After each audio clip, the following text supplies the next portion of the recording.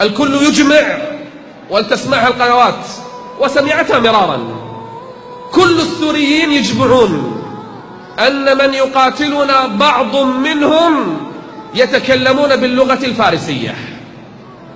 إيران، وراءها روسيا، الصين، ما يسمى بحزب الشيطان في لبنان، جيش المهدي، مقتدى الصدر، فيلق بدر، كل هذه الأمم تداعت على الأطفال والنساء. يا أمة الإسلام، يوشك أن تتداعى عليكم الأمم، وكأن الحديث فيهم يوشك أن تتداعى عليكم الأمم كما تتداعى الأكلة على قصعتها.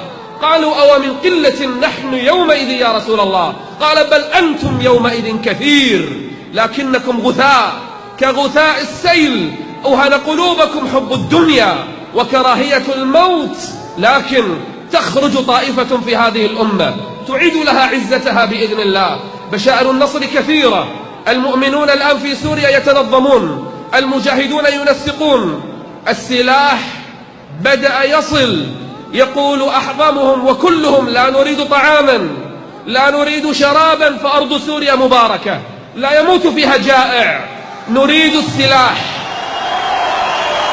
نريد السلاح لا غير السلاح. نريد أن نحمي أعراضنا وأنفسنا. يا شعوب الإسلام، تبرعوا بالسلاح.